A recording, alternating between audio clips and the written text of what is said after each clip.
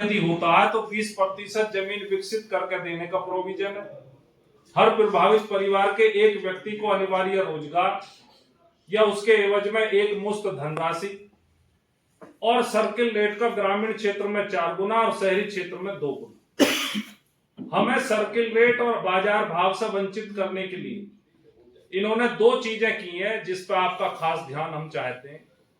पहली तो करिए कि 2014 से आज तक इन्होंने सर्कल रेट ही नहीं बढ़ाया, जिसकी वजह से आज ग्रेटर नोएडा की यदि मैं बात करूं तो आज 20,000 15,000 के रेट पर कॉलोनी कट रही और इनके मुआवजे का रेट है 4,125 रुपये।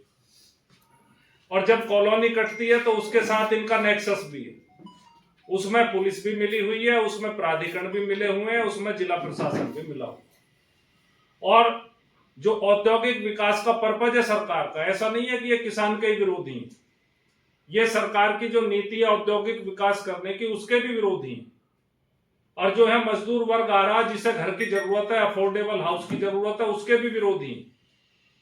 प्राधिकरण की नीति में प्रवासी मजदूरों के अफोर्डेबल हाउस का कोई स्थान नहीं है, प्लानिंग का कोई स्थान नहीं है, जबकि इनको ये नए कानून के हिसाब से यदि मुआवजे को ये कर देते तो इन्हें जमीन भी मिलती और किसान भी खुश रहता, उसे विकसित जमीन मिलती। लेकिन हर मोर्चे पे ये लोग फेल कर गए हैं और इस बात को लेकर के किसानों में भारी नाराजगी है कि हमारी जमीन को सस्ते में लेने की कोशिश हो रही है।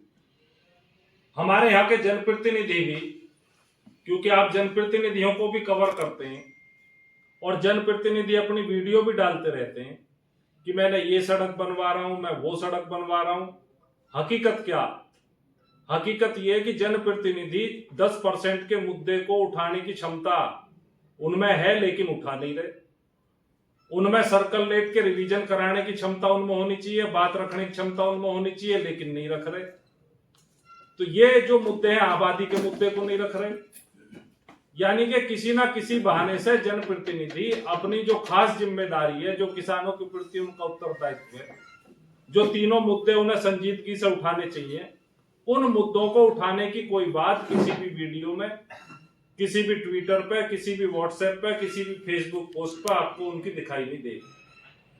केवल ये हम 3 संगठन ऐसे हैं और बाकी अन्य किसान संगठन भी कोशिश कर रहे हैं कि किसानों की इन तीनों समस्याओं का हल निकले। और ये स्पष्ट रूप से हम इस प्रेस कॉन्फ्रेंस के माध्यम से, आपके माध्यम से ये बात बताना चाहते हैं कि यहाँ की पुलिस और यहाँ का प्रशासन अब किसानों के प्रति जो है उनमें, अब भाई ये किसान अपनी बात कह रहे हैं, हमेशा किसानों को ही दबाने का काम करते हैं। पीछे 2023 में कई मुकदमे किसानों को करे, जुलूस निकाल रहे हैं तो मुकदमा, शांतिपूर्ण प्रदर्शन कर रहे हैं तो मुकदमा, और वे मुकदमे आज तक खोल के उन्होंने रखे हुए हैं।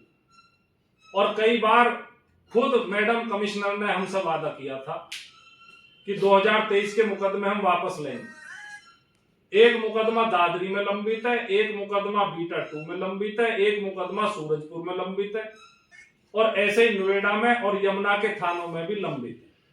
और 2024 के तो सारे ही मुकदमे लंबित हैं, जब दिल्ली कूच के दौरान फेज 1 का जो मुकदमा था वो लंबित है। और बार बार आश्वासन देकर के भी मुकदमे वापस नहीं लिए जा रहे।